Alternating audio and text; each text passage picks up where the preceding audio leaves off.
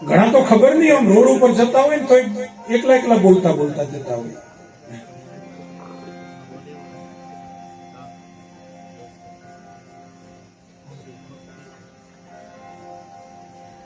ભાવનગરના બસ સ્ટેન્ડમાં એક બેન બાબાને તેડી ઉભા હતા અને પેલી પૂછપરછની બારી તો જેમ કે વડોદરાની બસ કેટલા વાગે, પેલો કે 10 વાગે, એના પછી કે 11 વાગે, એના પછી કે 12:30 વાગે, એના પછી કે 1:30 વાગે, એના પછી તો કે 2:30 વાગે.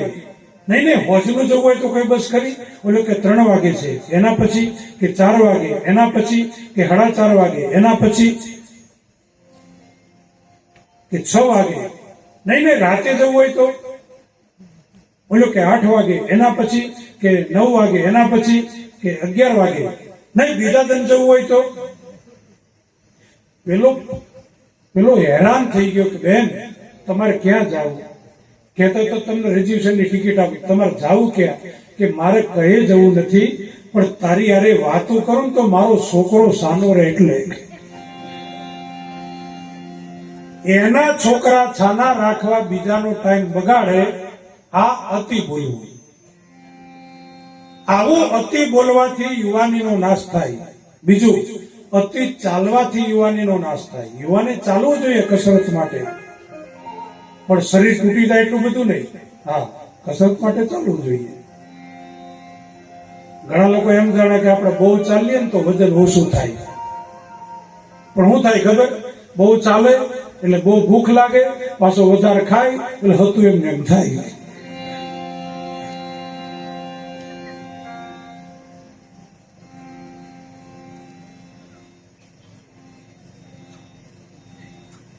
અતિ ચાલવાથી યુવાનીનો નાશ થાય. બીજું, અતિ સુવાથી યુવાનીનો નાશ થાય. યુવાન માણસે બહુ સુવું ન જોઈએ.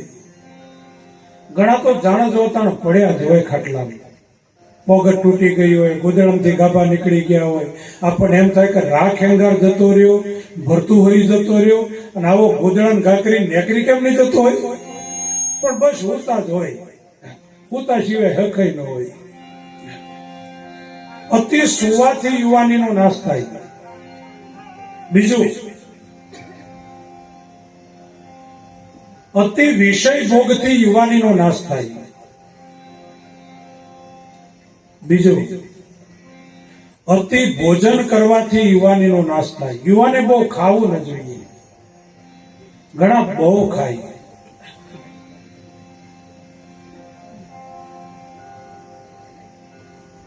એક ભાઈ તો 10 રોટલા ખાઈ ગયો. તમારા અહીંના મકાઈના 10 રોટલા 10 રોટલા ખાઈ ગયો. અને પેલા 11 માલો હતા શું કે ખબર? તાવ આવ્યો ને તારનું ખાસ નથી ખવાતું ભાઈ કે. હારું થયું તો તાણે ના આવ્યું, નહીં તો ભૂખા કાઢી નાખતા.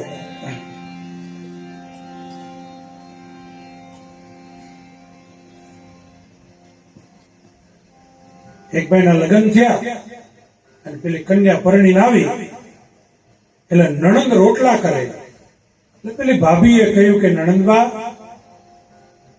હવે તો આ બધું કામ મારે કરવાનું હોય, હવે તમારા રોટલા કરવાના ન હોય, આ તો મારે કરવાનું હોય.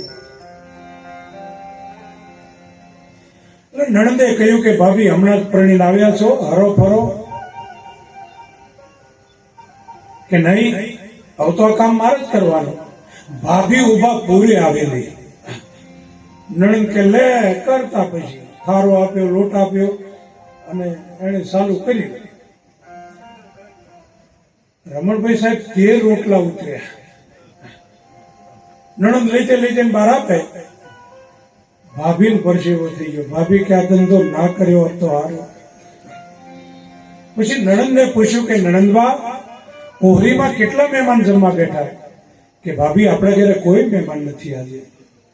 તો કે આખું ઘર બેહી ગયું ખાવા? તો કે બધાય બાકી. કે પણ 13 રોટલા આ ખાય કોણ? તાકે એકલો ખાય. અરે પણ કે 13 રોટલા ખાય કોણ? તાકે તને પૈણી લાવ્યો મારો ભાઈ લાદો. આ 14મા લોટનો દડિયો હતો ને એ થારી પસાડ્યો ભાભીએ. અને પછી કે તારો ભાઈ મારો ભાઈ આપતી. દરવાજેથી આવીને વંડી ઠેકી ગઈ. અને જતા જતા નણંદને કહેતી કે નણંદબા તાર ભાઈ કેજે ખોરાક ઓછો કરે ને તો બીજી આ હે તારીમાં હોમ જ જાય. અતિ ભોજન કરવાથી યુવાનીનો નાશ થાય. યુવાને બહુ ખાવું ન જોઈએ. બીજું, અતિ ક્રોધ કરવાથી યુવાનીનો નાશ થાય. ઘણા તો જાણ જો તને ખીજમાં જ બેહી રહ્યા હોય. આપણને એમ થાય કે ખરખરાની ટપાલો જ આવતી હશે આને, જાણ જો તને ખીજમાં જ. આપણો હોમો જોઈએ તો કેમ એટલે પણ તારું બગાડ્યું હું અમે આવા ક્રોધમાં બેઠા હોય. એક જણો તો આમ બરણી લઈને દૂધ ભરવા જતો હતો અને બરણી ભરેલી તેમ ઝલકાઈ, તે બરણી પર ખીજાયું. બરણીને કે લે ઝલકા, હજી ઝલકા, હજી ઝલકા, એમ કહીને આખું બરણું ઢોળી નાખ્યું. આવા ક્રોધી. અમે કુંભ મેળામાં ગયા ને, આ અમરજીત રામ મહારાજ મારી જોડે, બીજા બે ત્રણ મહાત્માઓ ઠંડીએ ફફડે બરાબર, અને માં ગંગાનું પાણી તો કેટલું ટાઢું. ઈ આમ નાવું નહીં ને એટલે પછી શું કરે, આમ ઓગરી બોરે, અને ઓગરી બોરે ટાઢું લાગ્યું ને તે પથ્થર લઈને મેં ગંગામાં નાખ્યો. એટલું બધું ટાઢું કે આવા ક્રોધી. અતિ ક્રોધ કરવાથી યુવાનીનો નાશ થાય. યુવાન માણસે આ 6 વસ્તુ પર કંટ્રોલ કરવો અને મેઘ થોડુંક વધારી. યુવાની બચાવી હોય તો બહુ મોબાઈલનો ઉપયોગ નહીં કરવો. ઘણા તો મારા દીકરા 12 વાગ્યા સુધી પેલું હું કે પબજી કે હું કે લે હે હા,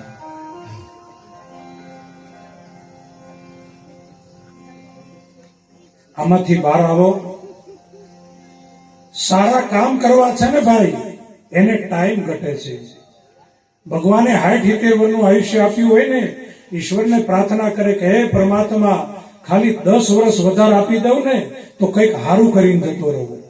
સારા કામ કરવા એને ટાઈમ ઘટે છે, અને અમુકને ટાઈમ જ જતો નથી. બોલો, હાવ નવરી બજાર.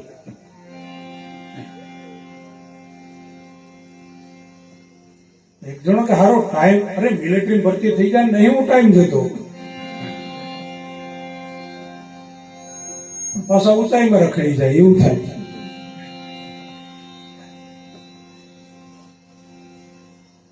મારા તબલા વગાડે ને છોકરો મિલિટરીની ભરતીમાં બહુ વખત ગયો, પણ ઊંચાઈમાં કાઢી નાખે. મેં કહું તબલા વગાડે તું મારી જોડે.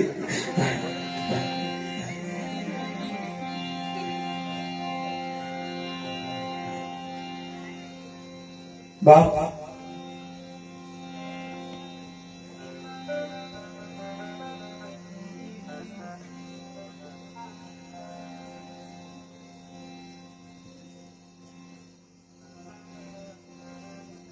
કઈ મહારાજા દશરથજીને કે છે કે પહેલા વરદાનમાં ગાદી ભરતને મળે, રામને નહીં. અને બીજા વરદાનમાં રામ 14 વર્ષ વનવાસ. આ વાત સાંભળતા ન્યાતે દશરથ રાજાને મૂર્છા આવી. ત્યાં સુધીની કથા આપણે બપોરે ગાઈ. મહારાજા બ્રહ્મ મુહૂર્તમાં જાગી ગયા, પણ આજે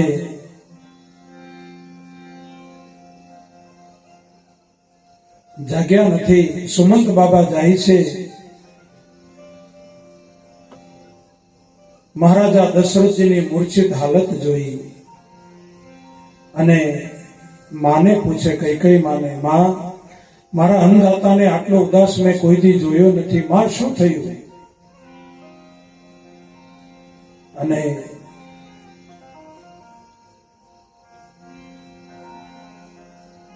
કઈ માં કે છે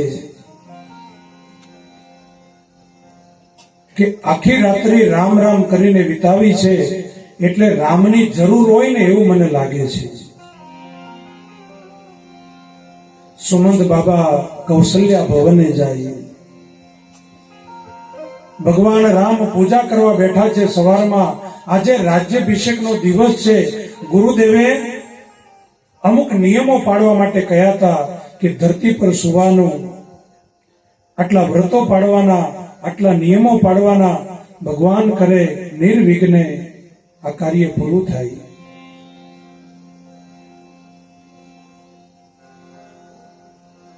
સુમંત બાબા પધાર્યા. ભગવાન રામ સુમંત બાબા એમ કે છે, રાઘવ પિતાજી બોલાવે છે. અને સુમંતજીની સાથે રામચંદ્ર ભગવાન કઈ ભવને જાય. મહારાજા દશરથજીને આટલા ઉદાસ જોયા. પિતાજી શું થયું? મહારાજા દશરથની મૂર્છિત હાલત છે. કઈ એમ કે છે, બેટા પુત્રનો મોહ છોડી શકતા નથી ને, એટલે તારા પિતા આટલા ઉદાસ છે. માં, મારી કોઈ ભૂલ થઈ નહીં બેટા. તારા પિતા પાસે મેં 2 વરદાન માંગ્યા. પહેલા વરદાનમાં ગાદી ભરતને મળે અને તારે વનમાં જવાનું. રામ નાચવા લાગ્યા. માં, મારા અંતરની ઈચ્છા તે પૂરી કરી.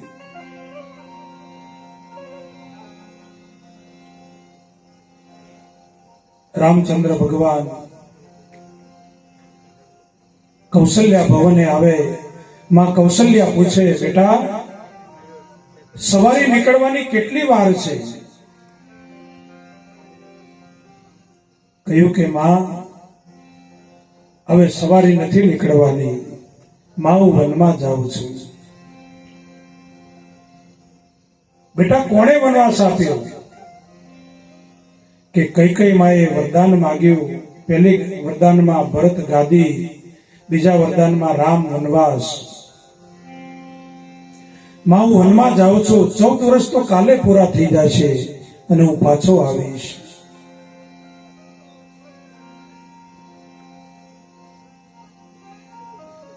માં કૌશલ્યા બોલે છે, બેટા તારા પિતાએ તને વનવાસ આપ્યો હોય ને, તો અયોધ્યામાં જે મંત્રી પરિષદ છે એમાં હું પણ એક મંત્રી છું. હું રાજ્ય ભરી અને તારા પિતાને પૂછીશ કે મારા રામે એવો કયો ગુનો કર્યો કે તમે વનવાસ આપ્યો. પણ બેટા, પિતાનું વચન હોય અને માની ઈચ્છા હોય માં કૈકેયીની, તો જા મારો બાપ. આવી અયોધ્યાનું પુણ્ય તને વનમાં મળે. માં કૌશલ્યા તને અયોધ્યામાં ન રાખી શકે. જા મારો બાપ. મા બાપના વચનનું પાલન કરવું એ બેટા પુત્રનો ધર્મ છે. જાઓ મારો બાપ.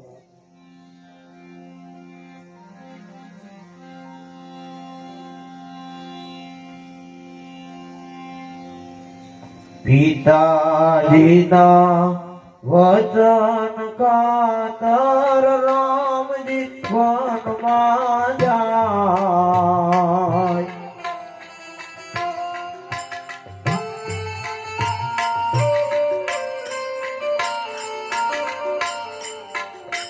હા, પિતાજીના વચન ખાતર રામજી વનમાં જાય.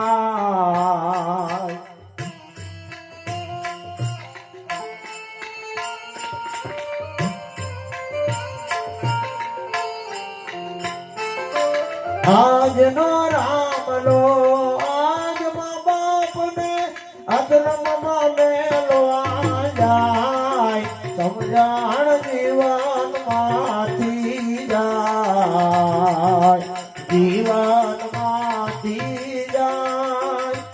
હજી જોયા જેવી થાય, સમજાણ જીવનમાંથી જાય.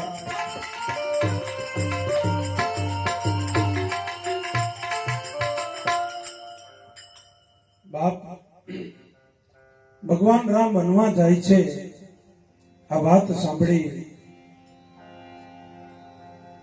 લક્ષ્મણજી દોડતા આવ્યા. લક્ષ્મણજી પૂછે, કોણે વનવાસ આપ્યો? નામ આપી દો.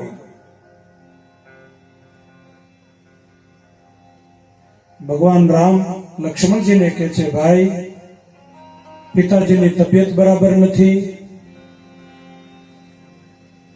અને 14 વર્ષ તો કાલે પૂરા થઈ જશે, હું પાછો આવીશ. માતા પિતાની સેવા કરવી એ પુત્રનો ધર્મ છે. ભરત શત્રુઘ્ન મોસાળમાં છે, તો ભાઈ તું લક્ષ્મણ તું ઘરે રહે. આ લક્ષ્મણજી જે નૂતન દલીલો લાવ્યા છે, પ્રભુ આ લોકમાં જેને કીર્તિ જોઈતી હોય અને પરલોકમાં મુક્તિ જોઈતી હોય ને ઈ ઘરે રહે. મારે મુક્તિ જોઈતી નથી કે મારે કીર્તિ જોઈતી નથી. અને તમે એમ કહો છો કે મા બાપનું સેવા કરવી એ પુત્રનો ધર્મ છે, તો કાન ખોલીને સાંભળી લો. આપણે જનકપુરમાંથી પરણીને આવ્યા અને હું મારી માં સુમિત્રાને પગે લાગ્યો, એટલે મારી માં સુમિત્રાએ મને એમ કહ્યું હતું કે બેટા લક્ષ્મણ, આ રામ છે ને તારો બાપ છે અને આ સીતાજી છે ને એ તારી માં છે. મારી માએ તો આ શીખવ્યું છે. એટલે તમે એમ કહો કે મા બાપની સેવા કરવી એ પુત્રનો ધર્મ છે, તો મને સાથે લઈ જવું પડશે. અને જો પ્રભુ મને સાથે નહીં લઈ જાઓ તો સરયુ સુધી હું તમને વળાવવા આવીશ અને તમે સરયુની સામે કાંઠે જશો એટલે સરયુમાં ડૂબકી ખાઈને મરી જઈશ. મને જીવતો રાખવો હોય તો મને લઈ જવું પડશે. ભગવાને કહ્યું કે સુમિત્રા માની તું રજા લઈ આવ. અને સુમિત્રા માની રજા લેવા માટે લક્ષ્મણજી જાય છે. માને પ્રણામ કર્યા, માં મારો રામ વનમાં જાય છે અને માં હું પણ જાઉં છું. શું સુમિત્રા માં તિલક કરી દીધું, ભાથો બાંધી દીધો, હાથમાં ધનુષ્ય આપી દીધું. જા મારો બાપ, તારી રામ ભક્તિ અખંડ તપે, જા.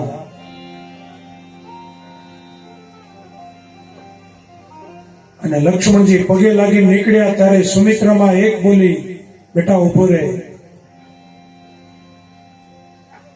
સપનામાં ઈર્ષા, નિંદા, મોહ, મમતા બેટા સપનામાં લાવતો નહીં.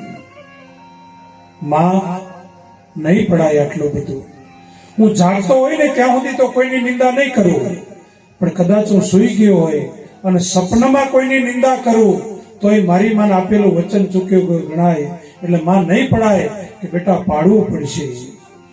ત્યારે લક્ષ્મણજીએ સંકલ્પ કર્યો કે માં આજથી 14 વર્ષ તારો દીકરો લક્ષ્મણ જાગરણ કરશે. આજથી 14 વર્ષ હું જાગીશ અને 14 વર્ષ પૂરા થાય અને પાછો આવું અને તને પગે લાગુ, તું એમ કહીશ કે જા બેટા સૂઈ જા, ત્યારે તારો દીકરો સૂશે. આજથી 14 વર્ષ હું જાગરણ કરીશ. આવું કુળ જ રામ રાજ્ય લાવી શકે બાપા.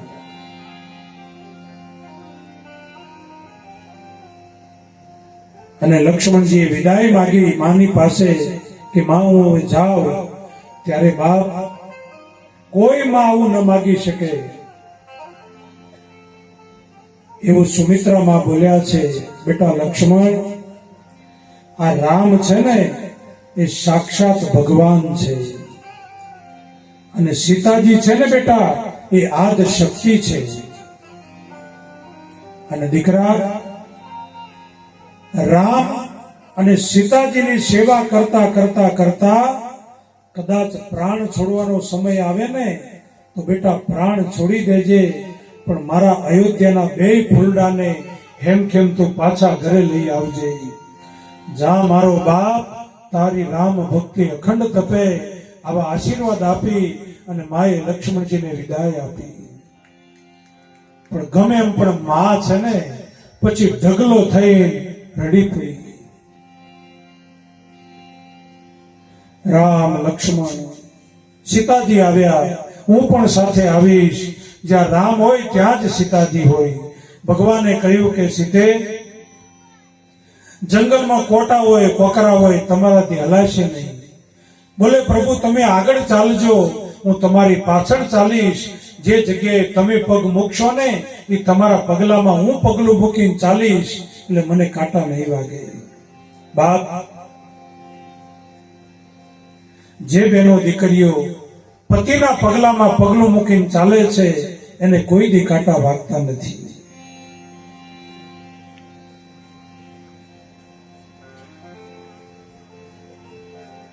સીતાજીએ જે દલીલો કરી, પ્રભુ તમે કહેશો તો હું ઘેર રહીશ, પણ કાલે નારી ધર્મ બદનામ થશે.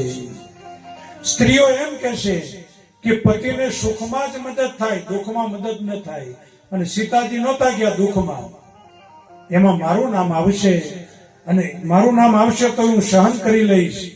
પણ મારી માં સુનૈનાજી અને મારા પિતાજી જનક, એને જ્યારે આ સમાચાર મળશે ને કે રામ એકલા વનમાં ગયા અને મારી દીકરી ગઈ નથી, તો મારા મા બાપ માથા પછાડીને મરી જશે કે અમારી દીકરીએ અમારા સંસ્કારો દીપાવ્યા નહીં. એટલે પ્રભુ મને સાથે લઈ જવી પડશે. રામ લક્ષ્મણ જાનકી મહારાજા દશરથજી પાસે આવે. મહારાજા દશરથજીની મૂર્છા ઉતરી અને મહારાજા એમ કે છે, રાઘવ, અમને અનાથ કરીને ન જાઓ બાપ. સીતાજીને કહ્યું, બેટા તું અહીંયા રોકાય, તને અહીંયા નહીં ફાવે ને તો જનકપુર મૂકવા માટે આવીશ. જનકપુરથી તું એમ કહીશ કે પિતાજી મને પાછી લઈ જાઓ, એટલે બેટા હું તને પાછી અયોધ્યા લાવીશ, પણ બેટા મને અનાથ કરીને તું ન જા. સીતાજીએ પતિવ્રતા ધર્મની દલીલો કરી. મહારાજ દશરથજી કઈ બોલી શક્યા નહીં. અને સુમંતજીને કહે છે દશરથજી કે સુમંત, રામને 4-5 દિવસ જંગલમાં ફેરવી અને પાછા લઈ આવજો. સુમંતે રથ તૈયાર કર્યો. રામ લક્ષ્મણ સીતાજી રથમાં આરૂઢ થઈ અને વનનો રસ્તો પકડ્યો છે. આખી અયોધ્યા રામની પાછળ પાછળ જાય છે. ભગવાને બધાને કહ્યું કે તમે પાછા વળો. બોલે અમારે તમારી સાથે જ આવવું છે. 14 વર્ષ તમે જ્યાં રહેશો ત્યાં અમે રહીશું. આખું અયોધ્યા ભગવાનની પાછળ. પહેલી રાત્રિ તમસા નદીના કિનારે ભગવાન રોકાયા છે. રાત્રિ પડી, બધા અયોધ્યાનો સમાજ સૂઈ ગયો. અડધી રાતે ભગવાન સુમંતજીને કહે છે, સુમંત બાબા, સવાર પડશે તો અયોધ્યાના લોકો આપણને જવા નહીં દે. અત્યારે જેટલું બને એટલું આપણે નીકળી જવું જોઈએ. રામ લક્ષ્મણ માં જાનકી અને સુમંત બાબા અડધી રાતે રથ લઈ અને નીકળી ગયા. સવાર પડ્યું, અયોધ્યાના લોકો જાગ્યા, રામને જોયા નહીં. એટલે અયોધ્યાના લોકો એવું નક્કી કર્યું કે ભગવાનની ઈચ્છા નહીં હોય આપણને લઈ જવાની, એની ઈચ્છામાં ઈચ્છા મેળવવી પડે. અને અયોધ્યાના લોકો વ્રતોને નિયમો લઈને પાછા વળ્યા. આજથી ધરતી પર સૂઈશું 14 વર્ષ સુધી. બાપ, ન તો એક જન્મ થયો અયોધ્યામાં કે ન તો એક મૃત્યુ થયું. કેવા નિયમો લીધા હશે આ લોકોએ.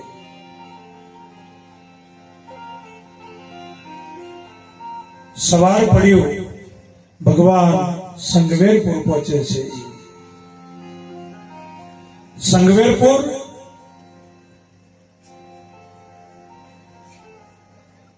આખો 50 વસ્તી છે.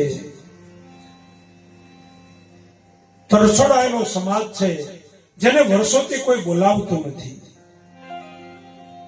એનું મુખી ગૃહ છે. ગૃહને એમ થયું, એને અહલ્યા પ્રકરણ ક્યાંકથી સાંભળેલું કે ભગવાનની ચરણરજ અડવાથી પથ્થરમાંથી નારી બની ગઈ. આ ગૃહે સાંભળ્યું હતું. એટલે એને એમ કે લાવો આપણે દર્શન કરવા જઈએ.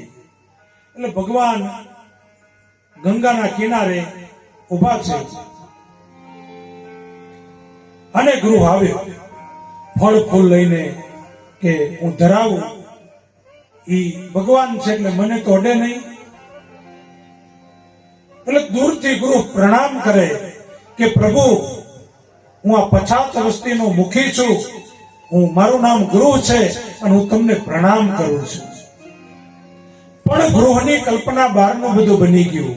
ભગવાને ગૃહને ઉચકી લીધો અને હૃદય લગાડ્યું.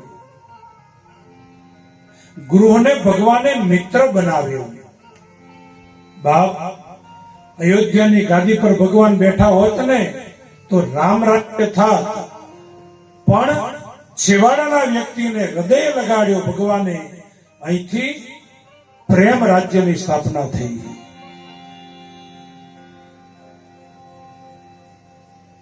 ગૃહને ભગવાને હૃદય લગાડ્યો, ગૃહને મિત્ર બનાવ્યો, ગૃહની કલ્પના બહારનું બધું બન્યું. પછી ગૃહ ભગવાનને કહે છે, પ્રભુ, તમે આવવાના નહીં અમને ખબર નહોતી, અને આવ્યા પછી અમને અપનાવશો એવી તો અમને ભૂલમાંય ખબર નહોતી. પ્રભુ, મારો આખો ભીલ સમાજ મજૂરી કરવા ગયો છે. મેં તો તમારા દર્શન કર્યા, પણ મારો સમાજ તમારું દર્શન કેદી કરશે? એટલે પ્રભુ, એક રાત્રિ મારા નગરમાં નિવાસ કરો, મારો સમાજ તમારું દર્શન કરે. અને બાપ, લક્ષ્મણજીને હસવું આવ્યું. આ કેવળ ગૃહે એવું કહ્યું ને કે મારા નગરમાં નિવાસ કરો. હવે ઝૂંપડાનું ગામ અને એને આ નગર કહ્યું, એટલે લક્ષ્મણજીને હસવું આવ્યું. એટલે ગૃહે કહ્યું કે પ્રભુ, તમારા ભાઈને હસવું આવ્યું ને, મારા ઝૂંપડાના ગામને મેં નગર કહ્યું એટલે. પણ ખરેખર મારું સંગવેરપુર આજે નગર બની ગયું અને અયોધ્યા ગામડું બની ગયું. જહાં રામ તહાં અવધ. જ્યાં રામ હોય ને ત્યાં જ અયોધ્યા હોય. બે પર્ણકુટી બની ગંગાના કિનારે અને ભગવાન એક રાત્રિ રોકાય છે. સાંજ પડી અને આખો ભીલ સમાજ આવ્યો. કોઈ ગંગા જળ લઈને આવે, કોઈ શાકભાજી લઈને આવે, કોઈ લાકડા લઈને આવે. ભગવાને જેવા આવ્યા ને એવા બધાનો સ્વીકાર કર્યો, બધાને ભગવાને અપનાવ્યા, બધાને ગળે લગાડ્યા. ઈશ્વરની પ્રકૃતિ સ્વીકારની છે. તમે ગમે એવા હોય પણ ભગવાનના ચરણે જતા રહો, ઈશ્વર તમારો સ્વીકાર કરશે. સંતોની પ્રકૃતિ પણ સ્વીકારની છે.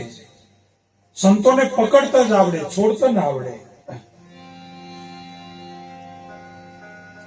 સાધુ સંતો એક વખત જેને અપનાવે ને એને જિંદગીમાં છોડે નહીં. હમણાં એક ભાઈ મને કહે કે બાપુ, અમારા ગુરુ રિહાઈ ગયા. અરે રિહાઈ અને ગુરુ જ ન કહેવાય. ગુરુ રિહાઈ તો આપણે જવું કઈ બાદ પછી?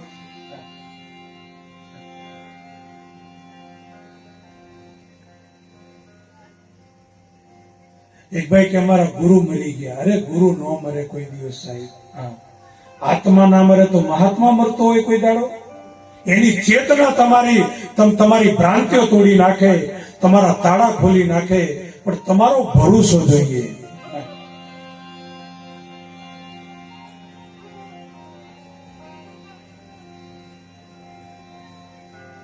બાપ,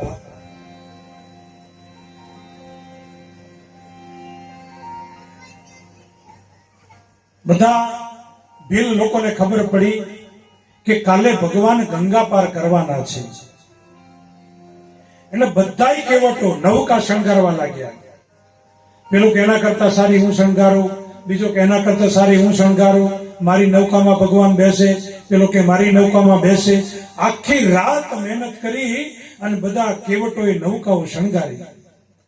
અને એમાં એક કેવટ, એની જૂની પુરાણી નાવ છે, એટલે એને નક્કી થઈ ગયું કે આપણો નંબર આવે એવું લાગતું નથી, આપણે નૌકા શણગારવી નથી, એવો સેવા કરવા પોકી ગયો.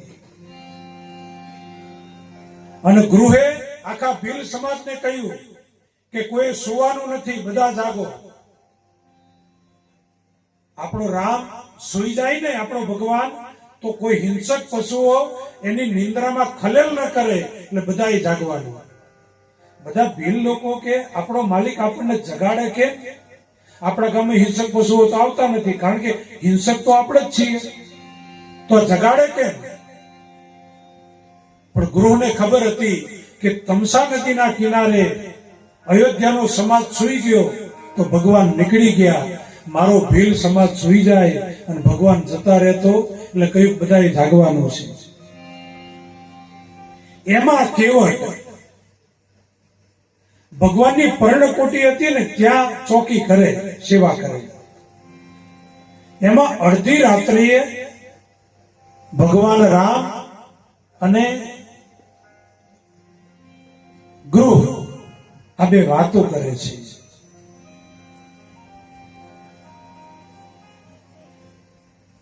ગૃહ લક્ષ્મણજીને એમ કે છે કે ભગવાને આ કઈ માનું શું બગાડ્યું હતું, એને વનવાસ આપ્યો.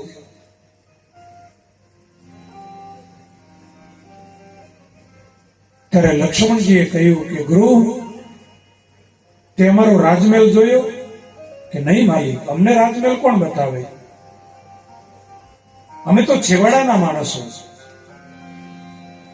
મેં જોયો છે, લક્ષ્મણજી કહે છે, મારો રામ રાજમહેલમાં સૂતો ને તોય એના મોઢા ઉપર આનંદની આ જ રેખાઓ હતી, અને અત્યારે રેતીમાં સૂતો છે ને તો આનંદની એ જ રેખાઓ છે. આનું નામ શિવ, કે સૂતા છે છતાં આનંદમાં છે, અને આપણે બે જાગીએ છીએ સતો રડીએ છીએ, આનું નામ જીવ. ગમે એવી પરિસ્થિતિ આવે પણ માણસના મુખ ઉપરથી આનંદ કોઈ દી જાય નહીં, તો સમજવાનું એ શિવ સ્વરૂપ છે, અને ઘડીએ ઘડીએ ગભરાઈ જાય તો સમજવાનું આ જીવ છે. જીવ ને શિવમાં આટલો જ તફાવત.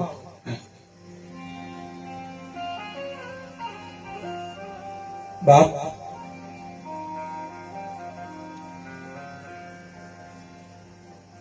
લક્ષ્મણજીએ કહ્યું, ગૃહ, આ મારા મોટા ભાઈ સીતાજીના પતિ દશરથજીના દીકરા એટલું જ નથી, રામ બ્રહ્મ પરમાર્થ રૂપા, આ સાક્ષાત ઈશ્વર છે. આ પેલો કેવટ સાંભળી ગયો. કેવટને એમ થયું કે જો આ ભગવાન હોય ને તો મારી નૌકામાં બેહાડવાને. સવારે ગૃહ રાજા ગામમાં પ્રવેશ કરે ત્યારે કેવટ રસ્તામાં મળ્યો અને કેવટ પગે લાગ્યો. માલિક, તમને યાદ છે એક વખત હું લાકડા કાપતો હતો અને તમે શિકાર રમવા માટે નીકળ્યા, એ વખતે તમને તરસ લાગી હતી અને મેં તમને પાણી પાયું હતું, અને તમે મને કહ્યું કે વરદાન માંગ.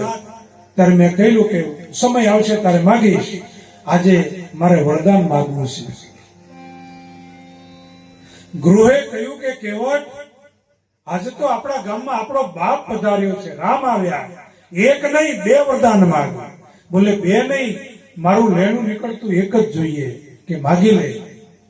ત્યારે કેવટે કહ્યું કે આખા નગરમાં આખા ગામમાં તમે ઢંઢેરો પીટાવી દો કે કેવટ સિવાય કોઈની નૌકા આ બાજુ રહેવી જોઈએ નહીં, બધા સામે કિનારે જઈને દોડો બધો, અને મારી એકલી નૌકા આટલો દન ફરવી જોઈએ. વરદાન આપેલું એટલે ગૃહે બધાને કહી દીધું, બધા દોડો બધો પેલપા લઈ જાય નૌકાઓ, કેવટ સિવાય કોઈની નૌકા આ બાજુ રહેવી જોઈએ નહીં. કેવટ નૌકા લઈને બેઠો છે. અહીં એક પ્રશ્ન એ થાય કે આખી રાત્રિ આ લોકોએ નૌકાઓ શણગારી, છતોય બધા રહી કેમ ગયા? અને કેવટે શણગારી નથી તોય પોકી ગયો. આનો અર્થ એ થાય કે બધા હરીફાઈમાં પડેલા એટલે રહી ગયા. હરીફાઈમાં જે પડશે ને રહી જશે. ભક્તિમાં હરીફાઈ ચાલે નહીં, બીજા ક્ષેત્રોમાં હરીફાઈ ચાલે, બાકી ભક્તિમાં ન ચાલે.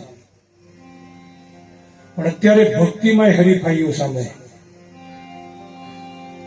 નવરાત્રી આવે ને, પેલો 10 ડુંગરો બોધે તો પેલા 20 બોધી આવે. હોમાં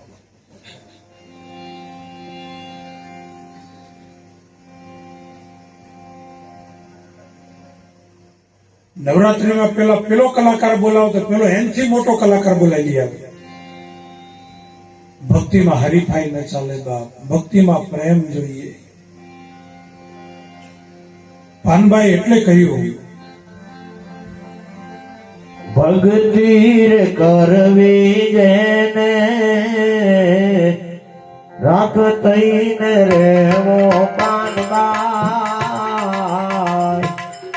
કેલવો યંતરનો અભિમાન રે.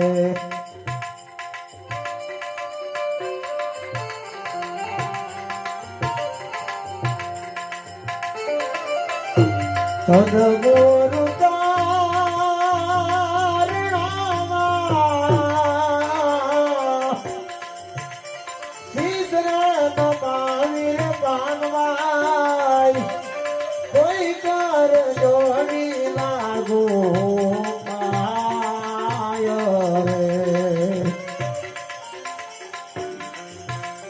જાતિ પણ છોડીને આવડે જાતિ મેં કાળો વરાળનો વિકાર રે.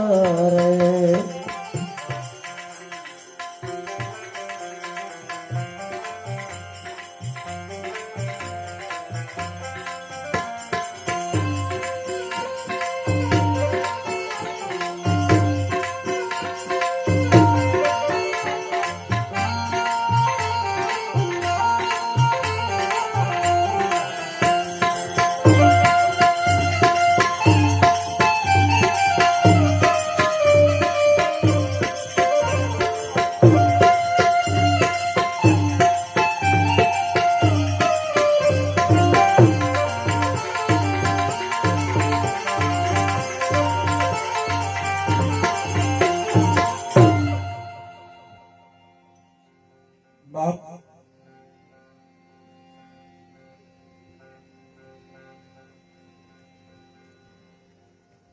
કેવટ નૌકા લઈને બેઠો છે.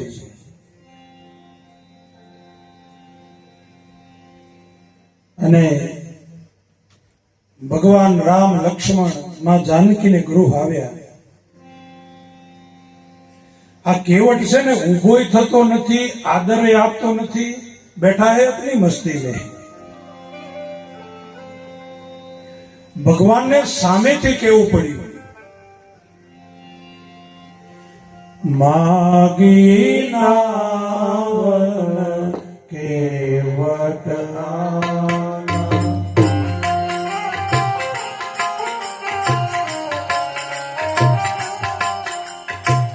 માગી નાવન કેવટ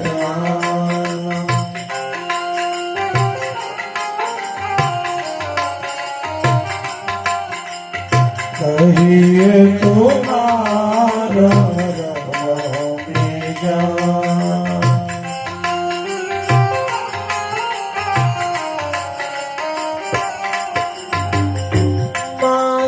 નાવન કેવટાના,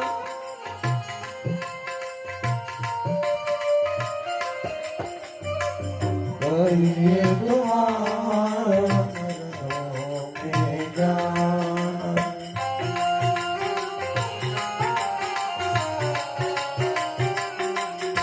રામ રામ રામ સીતારામ રામ રામ, રાજા રામ રામ રામ સીતારામ રામ રામ.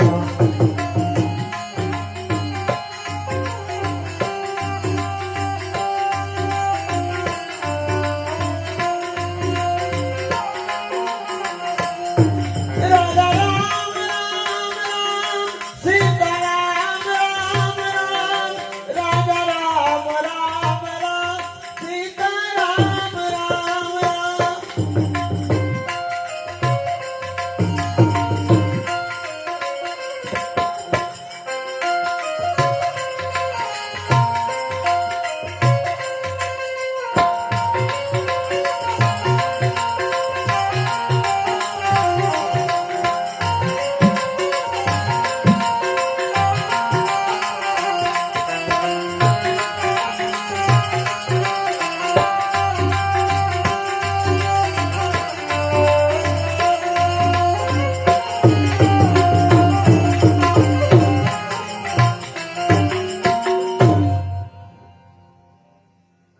બેઠો છે, ભગવાનને માગવું પડ્યું હે કેવટ અમને નૌકામાં બેસાડીને સામે કિનારે ઉતારલા.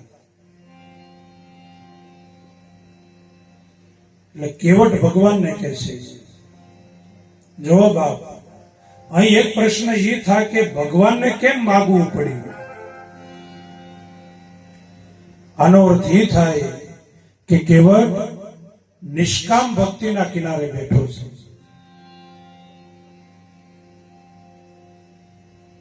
નિષ્કામ ભક્તિ જેને કોઈ કામનાઓ નહીં, શું કામ માગે? ભગવાનને માગવું પડ્યું કે એમને નૌકામાં બેસાડીને સામે કિનારે ઉતાર. અને આ પાછો બેઠો બેઠો જ વાતો કરે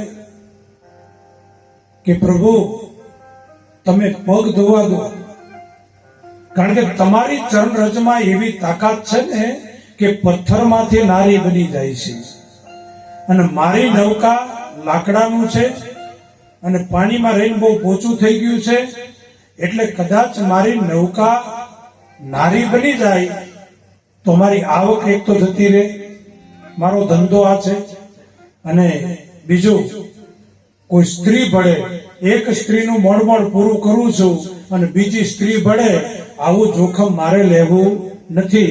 તમે પગ ધોવા દો એટલે પછી હું તમને ઉતારી દઉં.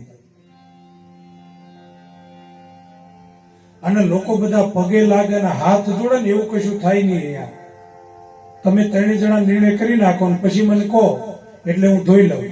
અને પગ ધોયા પછી તમારી પાસે ઉતરાય નહીં લઈએ અમે, કારણ કે જે ઉદાસીન સાધુ સંતો આવે ને એની પાસે અમે ઉતરાય લેતા નથી.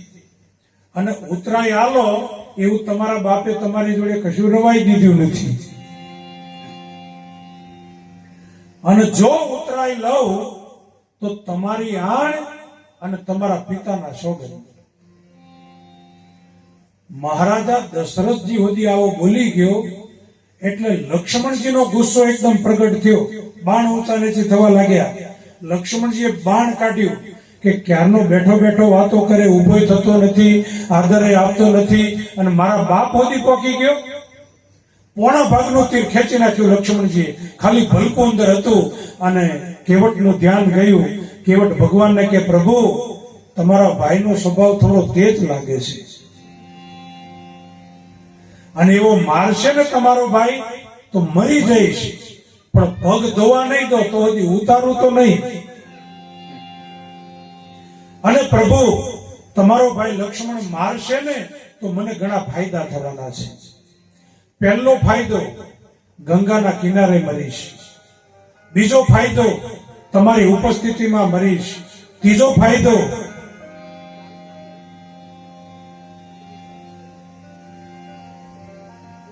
હું મરી જઈશ એટલે મારો પરિવાર રોતો રોતો આવશે. અને પ્રભુ તમારો સ્વભાવ બહુ કોમળ છે એટલે તમારે મારી સ્મશાન યાત્રામાં આવવું પડશે. કેવટે બાણ પાછું મેલી દીધું લક્ષ્મણજીએ કે ઓને મારવા જેવો નથી, નહીં તો ઓની નનામી કહો તો આપણે ખબર પડે.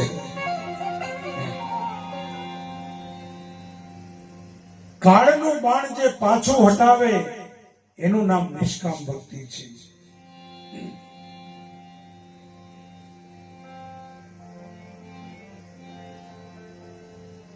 ગંગાના કિનારે ભગવાન ઉન્મુક્ત હસ્યા છે.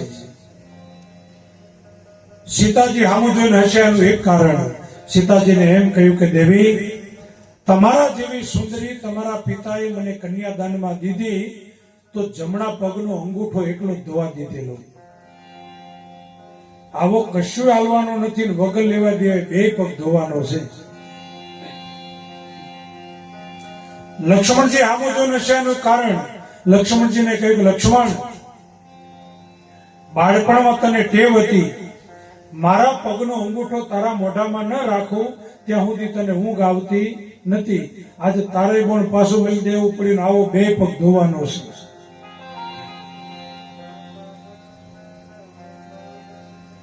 કેવટ કે છે ધોવા દો રઘુરાય, પગમાન દવા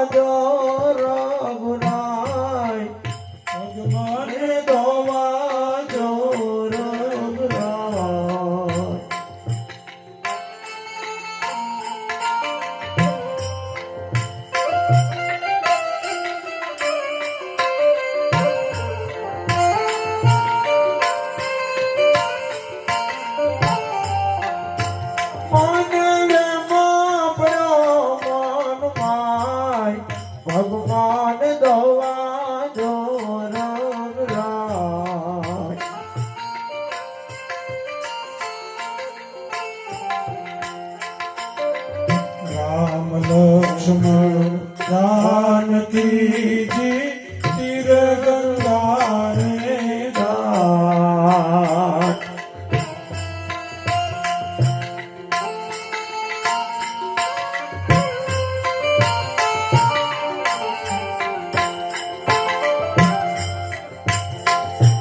નામ માગે નીરજના, નામ માગે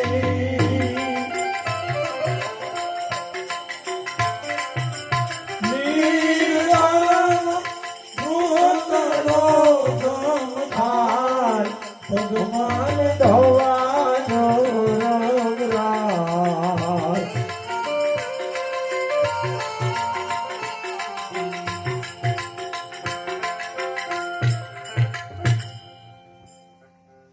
કેવટ કહે છે કે પગ ધોવા દો, ઉતરાય નહીં લો.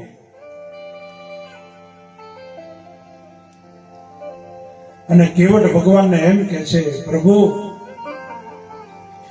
ગયા જન્મની અંદર તમે વિષ્ણુ ભગવાન હતા, આ સીતાજી છે ને આ લક્ષ્મીજી હતા, અને તમારો ભાઈ આ લક્ષ્મણ છે ને એ શેષ નારાયણ હતું. એ વખતે હું કાચબો હતો, અને પ્રભુ તમારા દર્શન કરવા માટે આવ્યો ને, એટલે તમારા ભાઈ આ શેષ નારાયણ છે ને એને ફેણ મારીને મને મારી નાખેલો. આજ હું છોડું એમ નથી, હું ગંગાનો કેવટ બન્યો, એ કાચબામાંથી કેવટ બન્યો. આજ તમને છોડું એમ નથી. અને હા, મારી નૌકામાં ન બેસવું હોય ને તો આગળ ઓછું પાણી છે, ઉતાર છે ત્યાં આગળ, ત્યાંથી ઉતરીને જતા રહેજો. બાકી નૌકામાં બેસવું હોય તો પગ ધોવા દેવા પડે. અને આપણે મોડું નથી, તમે 3 જણા ચર્ચા કરો પછી મને કહો.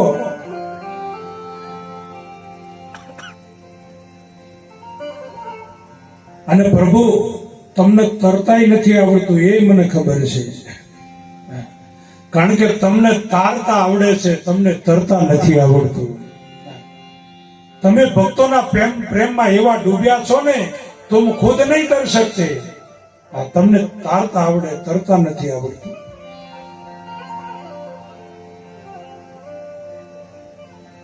સીતાજી એમ કે છે,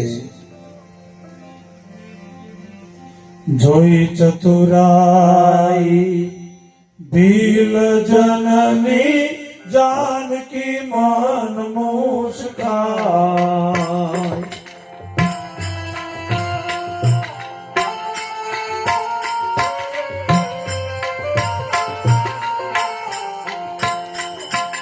અભણ કેટલું યાદ રાખે, અવાણ કેટલું,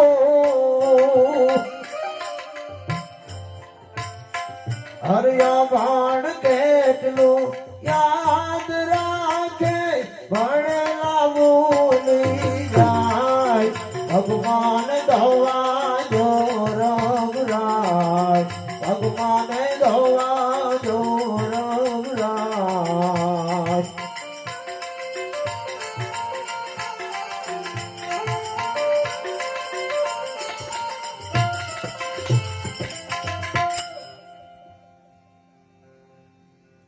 અભણ કેટલું યાદ રાખે, ભણેલા ભૂલી જાય.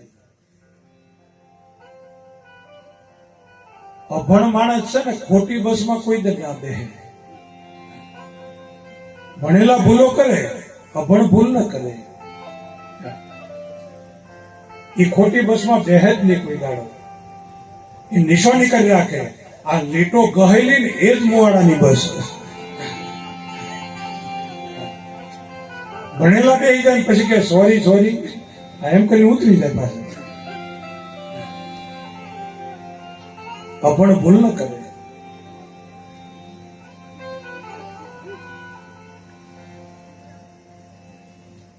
એક બાપા ટ્રેનમાં મુસાફરી કરે, આપણા ગામડાના બાપા ટ્રેનમાં મુસાફરી કરે અને 3-4 કોલેજિયન યુવાનો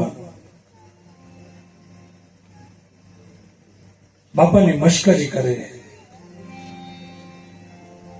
એટલે બાપાએ કહ્યું કે બેટા તમારે કઈ જવાનું તા કે વડોદરા, તમારે તા કે મારે વડોદરા. તો ચાલો આપણે એવું કંઈક રમીએ. પેલા બાપાને કે યુવાનો કે એવું કંઈક આપણે રમીએ. અમે તમને પ્રશ્ન પૂછીએ, તમારે એનો જવાબ આપવાનો, અને જવાબ ના આપો તો તમારે અમને 500 રૂપિયા આપવાના. બાપો કે બેટા તમે તો કોલેજ કરેલા છોકરા અને અમે તો ગામડાના અભણ માણસો, બેટા મને આમાં કશો ગમ પડે નહીં, રમવું હોય તો રમી, એનો વાંધો નહીં, પણ જો બેટા હું તમને પૂછું એનો જવાબ મને ના આવડે તો મારે 500 આપવાના, અને કદાચ તમને ના આવડે તો તમારે 1000 આલવાના. તમારે ડબલ રાખો બેટા, મારું સિંગલ. એટલે પેલા કોલેજના યુવાનોને એમ થયું કે આપણે જીતવાના ને, આ ડોહો હું જીતવાનું. તો કે સારું બાપા પૂછો.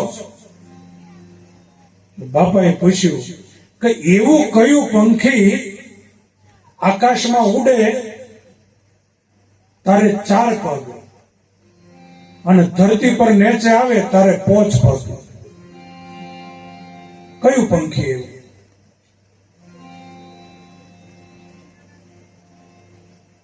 એટલે યુવાનો કે બાપા ફરી કહો છો? તા કે લખી લો, એવું કયું પંખી આકાશમાં ઉડે તારે 4 પગ અને નીચે આવે ત્યારે 5 પગ?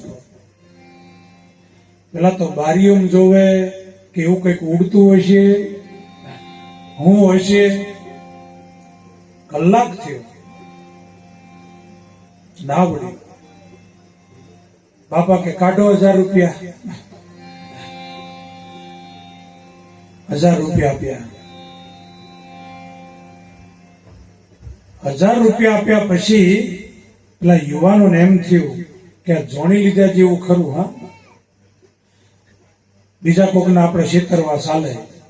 એટલે કહ્યું કે બાપા હવે અમે તમને પ્રશ્ન પૂછીએ. તો પૂછો બેટા. તો કે હવે આ પ્રશ્ન તમારો નથી, આ પ્રશ્ન અમારો છે કે એવું કયું પંખી કે આકાશમાં ઉડે તારે 4 પગ અને ધરતી પર આવે તારે 5 પગ? બાપા કે લે 500 પકડ, મને ખબર નથી. અભણ કેટલું યાદ રાખે, ભણેલા ભૂલી જાય, પગ મને ધોવા દીવરો ગુરાય. ભગવાને કેવટને કહ્યું, કેવટ હાલ બાપ ચરણ ધોઈ લે. આ ચરણ ધોવાની મંજૂરી મળી ને એટલે કેવટ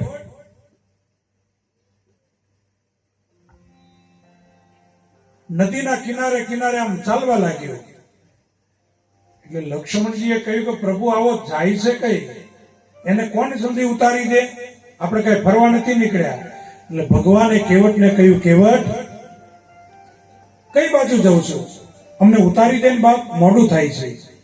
એટલે કેવટે કહ્યું કે પ્રભુ અમે તો ગામડાના માણસો, અમને બીજી કઈ જાજી ખબર ના પડે, પણ અમે એટલું જાણીએ કે કોઈ પણ સારું કામ કરવું હોય ને તો એકલા હાથે ના થાય, જોડે મારી પત્ની જોઈએ, મારી પત્નીને લઈ આવું. અને કેવટ ઘરે આવ્યો, એની પત્નીને કહ્યું કે શાંતો. એની પત્નીનું નામ શાંતો હતું. હાલ ભગવાનના ચરણ ધોવાની મંજૂરી મળી ગઈ. અને કેવટની પત્ની એમ કે છે કે પ્રભુ આપણે ભગવાનના ચરણ ધોઈશું શેમાં? બોલે દેવી એ ઉદાસીન બનીને આવ્યા છે, એટલે કોઈ ધાતુની વસ્તુને તો એનાથી અડાય નહીં, એટલે મેં તો નક્કી કરી લીધું શેમાં ધોવાય. બોલે શેમાં ધોવાના? બોલે નૌકામાંથી પાણી ઉલેચવાની જે કચરોટ હતી ને લાકડાની, એમાં આપણે ચરણ ધોઈશું, અને પછી બધાને ચરણામૃત આપીશું, અને જે ચરણામૃત વધે ને એ લાકડું ચૂસી લે એ પાણી, પછી એ કચરોટમાં તું મને રોટલા બનાવીને આપજે, આપણું જીવન ધન્ય બની જાય. લાકડાની કચરોટ, આપણા વડીલો વખતે આ એ કચરોટમાં જ રોટલા બનાવતા હતા. કોઈના ઘરે હોય તો જરા અમને કહેજો. આજે મેં બહુ ગોતી.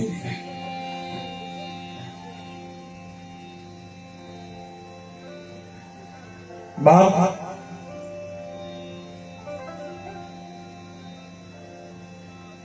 કેવટ એનો આખો સમાજ લઈને આવે સાહેબ. ભગવાને કહ્યું કેવટ ગંગાજળ લાવીને ચરણ ધો. ત્યારે કેવટે ભગવાનને પકડ્યા, પ્રભુ આ તો શ્રીમંતોની ગંગા છે. માણસો એવું વિચારે કે ગંગામાં ડૂબકી મારી દઈએ એટલે અમે પવિત્ર થઈ ગયા. તો પ્રભુ અમે ગંગાના કિનારે રહીએ, અમે કેમ અપવિત્ર રહ્યા? આ તો શ્રીમંતોની ગંગા. મારે તો કથરોટમાં એવી ગંગા ઊભી કરવી કે જે દિનહીન સમાજને તારે,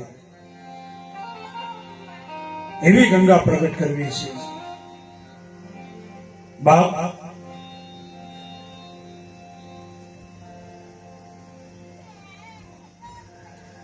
અમે કુંભ મેળામાં ગયા ને પ્રયાગરાજ, એટલે એક ભાઈ મને પૂછે કે બાપુ આમ ગંગામાં ડૂબકી મારીએ તો મોઢું કઈ દિશામાં રાખવાનું? મેં કુછ થેલા મેલે એ બાજુનું. તું દિશાઓ જોવાના રહે તો નહીં તો અમુક વાટે જ બેઠા કે ક્યારે આવો ડૂબકી મારે નું ઉઠાવું.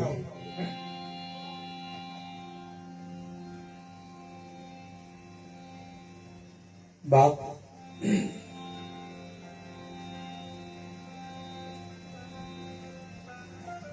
કેવળ ગંગાજળ લાવે, પ્રભુના ચરણ ધોવે છે બે પતિ પત્ની.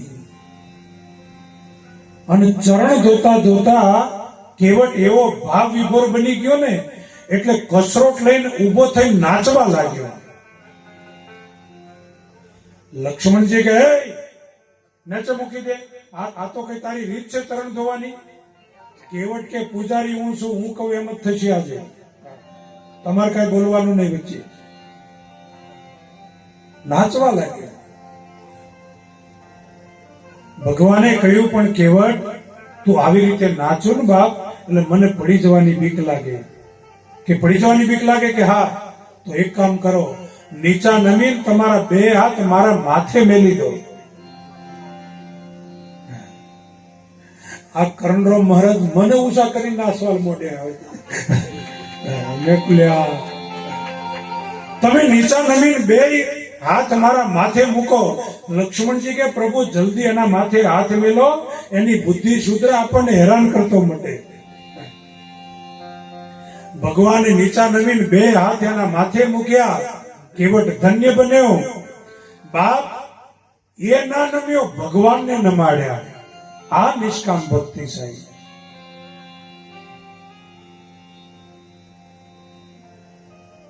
પછી કેવટ બધાને ચરણામૃત આપે.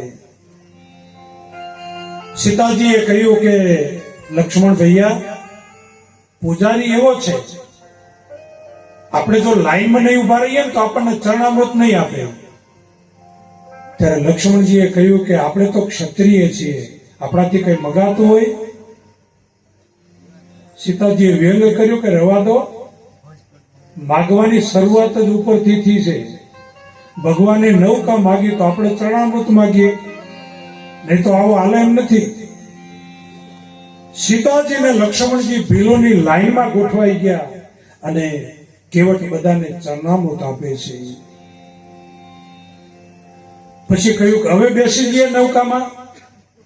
ત્યારે ગૃહે કહ્યું, કેવટે કહ્યું, પ્રભુ અમારે આ ઘાટનો નિયમ એવો છે કે જે પહેલા આવ્યા હોય ને એને પહેલા ઉતારી દેવાના, પાછળથી આવ્યા ને પાછળથી.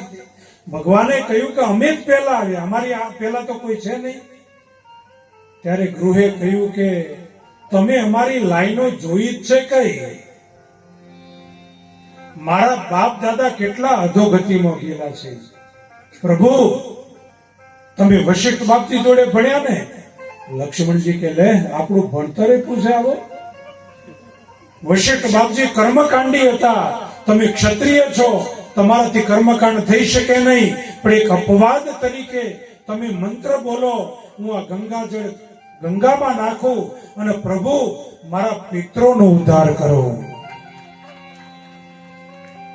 ભગવાન રામ લક્ષ્મણજીને કહ્યું, લક્ષ્મણ શરૂ કર હેડ. ઓની આગળ આપણું કઈ ઉપજે એવું લાગતું નથી. રામ ને લક્ષ્મણ મંત્રો બોલે, કેવટ ચરણામૃત નાખે અને પોતે તર્યો, પોતાના ગામને તાર્યું, પોતાના સમાજને તાર્યો અને પોતાના પિતરોનો ઉદ્ધાર કરી નાખ્યો. આનું નામ ભગત કહેવાય સાહેબ. જો પિતરોનો ઉદ્ધાર કરવા માટે ભાગીરથી રાજા સ્વર્ગમાંથી ગંગા નદી નીચે લાવ્યા હતા. સગર રાજાના 60,000 પુત્રો એક સાધુના શ્રાપના લીધે અધોગતિમાં ગયા હતા. એ બધોનો ઉદ્ધાર કરવા માટે ભાગીરથી રાજા ગંગા નદી સ્વર્ગમાંથી લાવ્યા. કેટલી પેઢીઓ ખલાસ થઈ ગઈ પિતરોનો ઉદ્ધાર કરવા માટે. ત્યારે ભાગીરથી રાજા સફળ થયા. આનું નામ ભગત કહેવાય સાહેબ. પિતરોને મોક્ષ ગતિ અપાવી દે, એનો ઉદ્ધાર કરી નાખે. બાપ પછી ભગવાને કહ્યું કે હવે બેસીએ. કે હવે બેસો. નૌકામાં ભગવાનને બેસાડ્યા. નૌકામાં બેસવાનું થયું ને એટલે પ્રિયા ચઢાએ ચઢે રઘુરાઈ. પહેલા સીતાજીને બેસાડ્યા ભગવાને, પછી ભગવાન બેઠા. લક્ષ્મણજી બેઠા.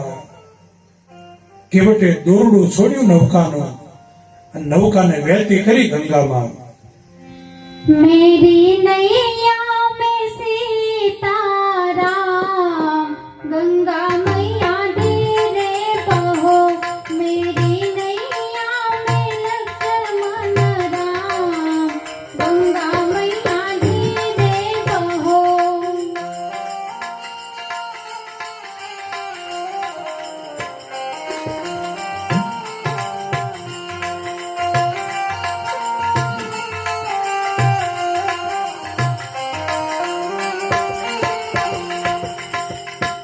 बड़े भाव से ये दिन आया.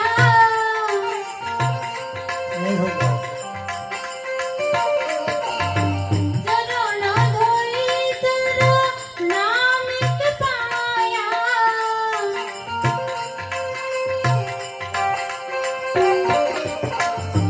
मेरे बिगड़े बन गए काम गंगा मैया धीरे बहो.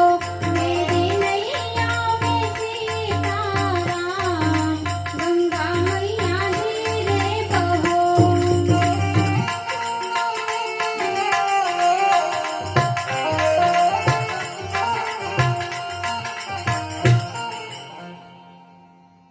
બાપ નૌકાને વહેતી કરી. નૌકા હામે કિનારે જવાની તૈયારી એટલે કેવટે પાછી વારી આ બાજુ. લક્ષ્મણજી કે આવો ક્યાં લઈ જાય છે પ્રભુ? તા કે કઈક ભૂલી ગયો લાગે છે. પણ ભૂલ્યો તો કઈ નહોતો. પાછો આ બાજુ કિનારો આવ્યો એટલે પાછી વારી હામે કિનારે. હામો કિનારો આવે એટલે પાછી વારી આ બાજુ. એટલે ભગવાને કહ્યું, કેવટ ઉતારી દે ને બાપ, ફેરા હું કામ ખવડાવું? ત્યારે કેવટે ભગવાનને કહ્યું કે પ્રભુ, તમારા પિતાજીએ 14 વર્ષનો વનવાસ આપ્યો છે ને? કે હા. એમાં કોઈ તારીખો નક્કી કરી? અમુક તારીખે અમુક જગ્યાએ પહોંચી જવું એવું કે નહીં? તો 14 વર્ષ મારી નૌકામાં પૂરા થાય તો તમને વાંધો શું છે? નૌકા મારી ચલવાની મારે અને ઉતરાય તો લક્ષ્મણ કે ઉતરાયનું તો નામ જ ના લેતો. તારા બાપ દાદાનું તર્પણ કરાવી નાખ્યું અમારી પાસે. ઉતરાયનું તો તું કહેતો જ નહીં.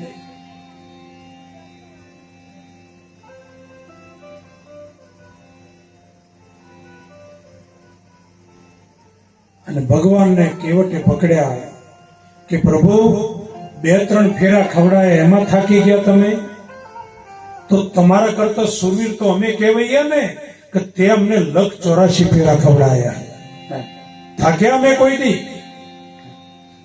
ભગવાન કે તારી આગળ મારું કઈ ઉપજે એવું લાગતું નથી આજે.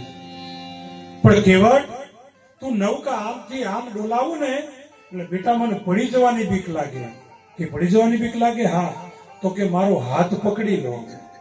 પડતો એનો હાથ આપણે પકડવો જોઈએ ને. પણ કેવટે એમ કહ્યું કે અમારો શું ભરોસો, ક્યારે તમારો હાથ પકડીએ અને ક્યારે છોડી દઈએ. પણ મેં એવું સાંભળ્યું છે કે તમને પકડતા જ આવડે, તમને છોડતા આવડતું નથી, એટલે મારો હાથ તમે પકડી લો. ભગવાને કેવટનો હાથ પકડ્યો. જેવો તેવો પણ તારો હાથ પકડ પ્રભુ મારો.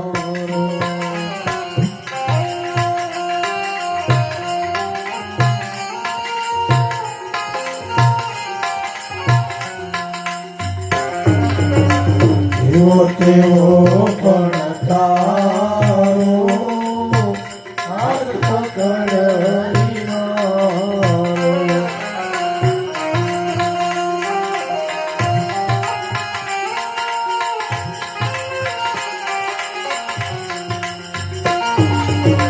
પુનિતની આંતરની વાતો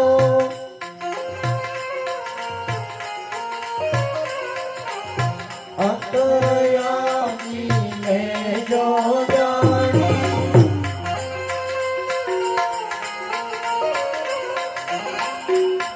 એક તારો હાથ પકડ મારો.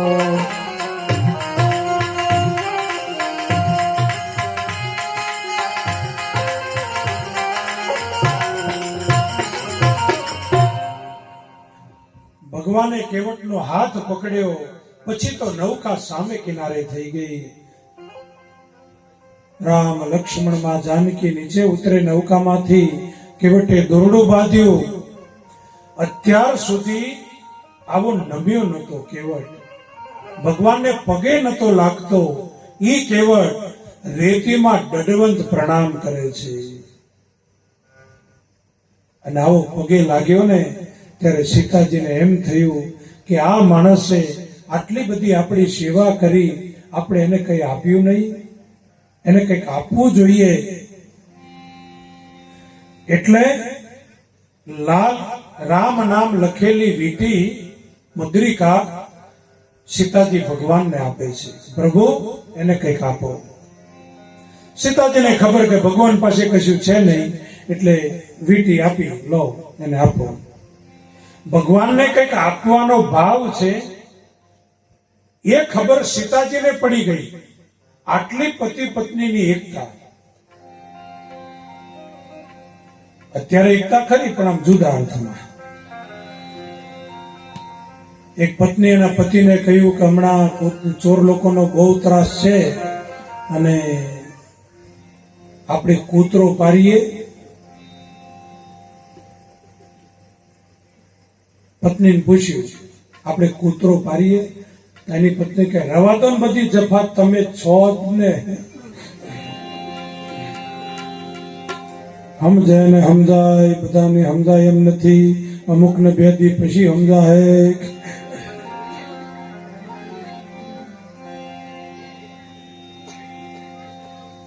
અમુક ઝીણી વાતો છે ને મોડી ટ્યુબલાઇટો થાય. એક ભાઈને બાથરૂમમાં નળમાંથી પાણી ટપકતું હતું, એટલે નળ રિપેર કરવાનો હતો. એટલે નળ છે ને વોદરી પોના વગર ખુલે નહીં.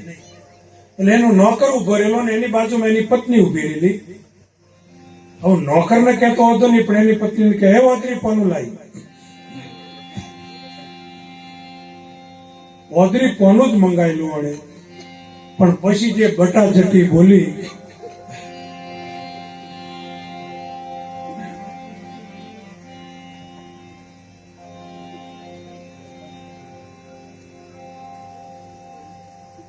ભગવાને વીટી આપી. કેવટ લે બાપ. કેવટે કહ્યું કે પ્રભુ અમારા કપડા ફાટેલા છે, અમારા સંસ્કારો ફાટેલા નથી પ્રભુ. મેં કહ્યું તું ને કે ઉતરાઈ નહીં લઉં. ઉતરાઈ લઉં તો તમારી આણ ને તમારા પિતાના સોગંદ. પ્રભુ ઉતરાઈ નહીં લઉં.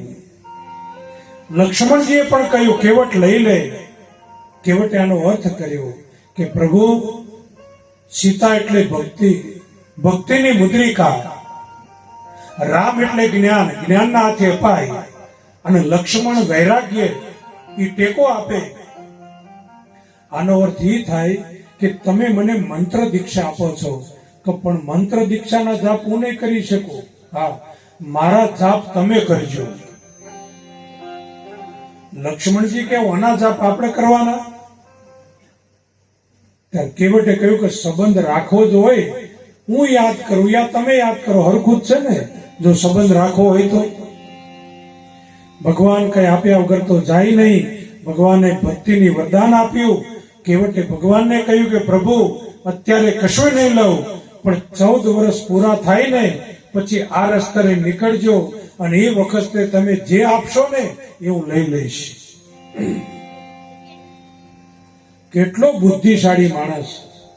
એને ખબર હતી કે મેં હેરાન બહુ કર્યા છે, 14 વર્ષ પછી ભગવાન રસ્તો બદલી કાઢશે, પણ ભગવાનને ફરજિયાત એ રસ્તે રહીને જ નીકળવું પડે. આવું એને માગી લીધું અને 14 વર્ષનું આયુષ્ય પણ માગી લીધું કે 14 વર્ષ પછી તમે મને જે આપશો લઈ લઈશ. ત્યાંથી ભગવાન રામ, લક્ષ્મણ, માં જાનકી અને ગૃહ આગળ પ્રસ્થાન કરે. ગંગા, યમુના, સરસ્વતી ત્રિવેણી સંગમ અને ત્યાં ભરદ્વારજી મુનિનો આશ્રમ છે પ્રયાગરાજમાં. ભરદ્વાજ મુનિ બસહી પ્રયાગ,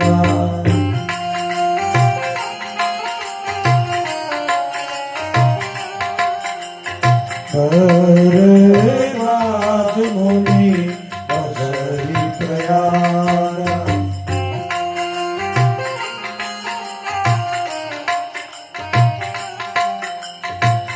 જેને રામ પર અતિ અનુરાગ,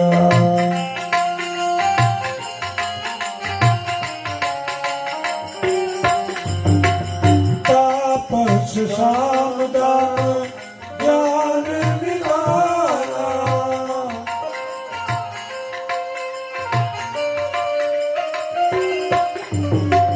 પરમારથ પર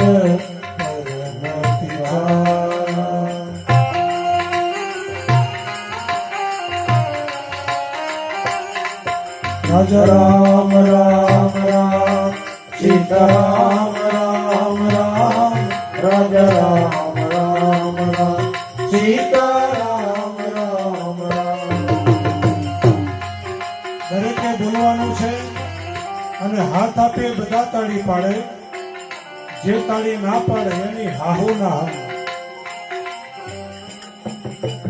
એક જગ્યાએ આવું કહ્યું તો એક બેન તાળી પાડતા બંધ કરી દીધી.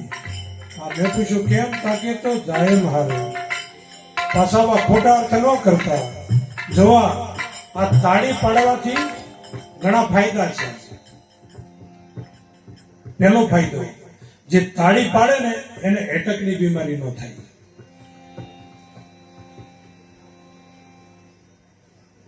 આ બેનો તાળીઓ પાડે એટલે એમને એટેક ઓછું આવે. રોટલા ગળે તોથી ચાલુ થાય. બે બહેનો મળે તો તાળી, રંગ તાળી, રંગમાં રંગ તાળી. ગરબા ગાય તો તાળી. એટલે બહેનો એટેક ઓછું આવે. અને આપણા પુરુષો નથી તો તાળી પાડી શકતો, નથી તો રડી શકતો, નથી તો હસી શકતો. બીડી હરીતી સાહેબ બોલાઈ ગયા હોય.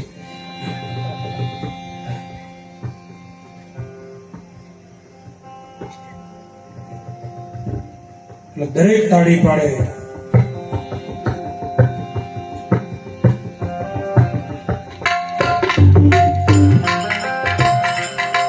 રાજા રામ રામ રામ, સીતારામ રામ રામ, રાજા રામ રામ રામ, સીતારામ રામ રામ.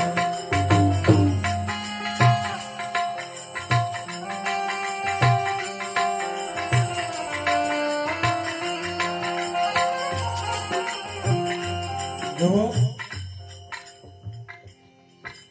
આ તાળી પાડીએ ને એટલે હાથમાં જે ખોટી રેખાઓ હોય ને એ બધી ભોહી જાય. તાળી પાડો એટલે ખોટી રેખાઓ ભોહી જાય. અહીં તિલક કરો ને એટલે અહીં જે ખોટું લખાયું હોય ને એ બધું ભૂલી જાય. આ માથું છે ને રબર સ્ટેમ્પ છે. અહીંયા આગળ અવરું લખેલું હોય, રબર સ્ટેમ્પમાં આમ તમે જો તો અક્ષરો અવળા હોય, પણ આમ મારી દો ને તો અવળું હવળું થઈ જાય. એમ અહીં ભલે ખોટું લખેલું હોય, પણ આ માથું કોઈ સંતોના ચરણોમાં નમે, કોઈ સાધુઓના ચરણોમાં નમે, મા બાપના ચરણોમાં નમે, શાસ્ત્રોના ચરણોમાં નમે તો અવળું હવળું થઈ જાય. અહીં તિલક કરો એટલે અવળું હવળું થઈ જાય. આ મુસ્લિમ ધર્મમાં તમે જુઓ, એ નમાઝ પઢવા માટે જાય એટલે ટોપી માથે મૂકે, એને શરમ આવતી નથી ટોપી મૂકતા. આપણો તિલક કરતા શરમ આવે છે.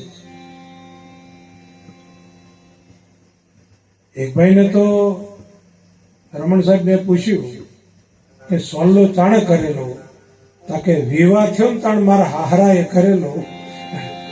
તાણ પછી તો બોર્ડ વગરની જ ગાડી કઈ જઈને ઉભી રહે છે કશું નક્કી જ નહીં.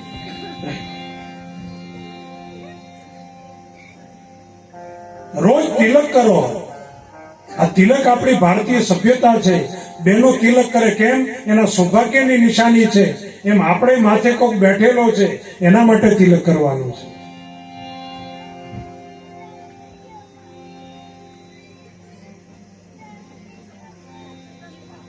રાજા રામ રામ રામ સીતા રામ રામ રામ રાજા રામ રામ રામ સીતા રામ રામ રામ.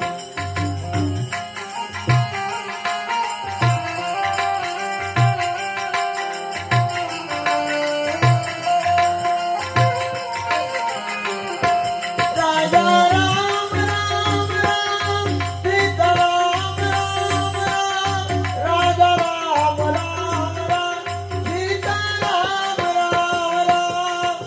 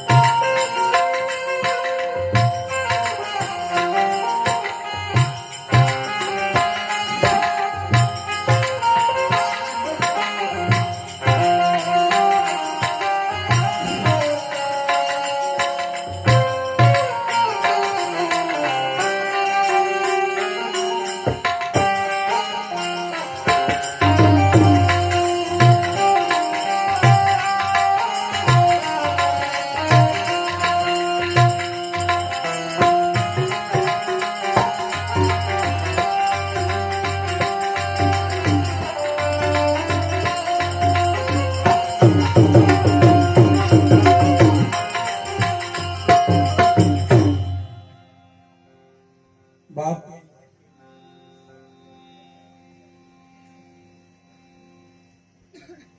ભગવાન એક રાત્રિ ભરદ્વાજ મુનિના આશ્રમમાં રોકાય છે પ્રયાગમાં. સવાર પડ્યું, ભરદ્વાજને ભગવાને પૂછ્યું કે પ્રભુ મને રસ્તો બતાવો, મારે કયા રસ્તે જવું.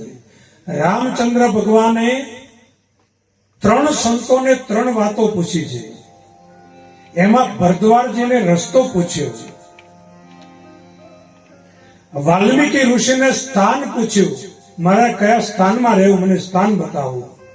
અને અગસ્ત્ય મુનિને મંત્ર પૂછ્યો કે પ્રભુ મને એવો મંત્ર બતાવો કે હું રાક્ષસોનો વિનાશ કરી શકું. આ 3 સંતોને 3 વસ્તુ પૂછી ભગવાને. એમાં ભરદ્વાજ મુનિને રસ્તો પૂછ્યો. આનો અર્થ એ થાય કે રસ્તો કોને પૂછાય? રસ્તો એને પૂછાય જે 3 નદીના કિનારે બેઠો હોય. ગંગા, યમુના ને સરસ્વતી, આ 3 નદીના કિનારે બેઠા હોય ને એને રસ્તો પૂછીએ તો આપણી યોગ્યતા પ્રમાણે માર્ગદર્શન આપે. ગંગા એટલે જ્ઞાન, યમુના એટલે ભક્તિ અને સરસ્વતી એટલે કર્મકાંડ. જ્ઞાન, ભક્તિ અને કર્મકાંડ, આ ત્રણેય વસ્તુ જેની અંદર ચરિતાર્થ હોય એને તમે રસ્તો પૂછો ને તો આપણી યોગ્યતા પ્રમાણે આપણને માર્ગદર્શન આપે. પછી એકલું જ્ઞાન જ હોય એ ભક્તિની ટીકા કરશે. એકલું જ્ઞાન હશે ને તો કે ભજન ને કથાઓ ને આ બધું તો ખોટું. એકલી ભક્તિ હશે એ જ્ઞાનની ટીકા કરશે, અને એકલું જ્ઞાન ને ભક્તિ બે હશે તો કર્મકાંડની ટીકા કરશે કે આ બધું આ કરવું એ બધું ખોટું. પણ ત્રણેય વસ્તુ જેની અંદર ચરિતાર્થ થઈ ગઈ હોય, હિમાલય જેટલું ઊંચું જ્ઞાન હોય, યમુના જેવી ભક્તિ હોય અને સરસ્વતી જેવું ગુપ્ત કર્મકાંડ હોય, એવા સંતને તમે રસ્તો પૂછો તો આપણી યોગ્યતા પ્રમાણે માર્ગદર્શન આપે. એટલે ભગવાને રસ્તો પૂછ્યો, મારે કયા રસ્તે જવું, મને રસ્તો બતાવો. એટલે ભરદ્વારજી મુનિએ 4 શિષ્યોને બોલાવ્યા. આ 4 શિષ્યો છે ને એ 4 વેદ છે.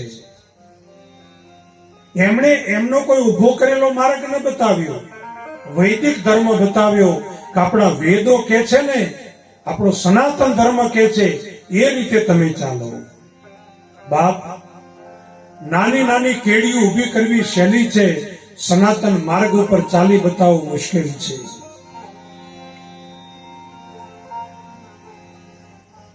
અને નાની નાની કેડીઓએ સનાતન ધર્મને બહુ નુકસાન કર્યું છે.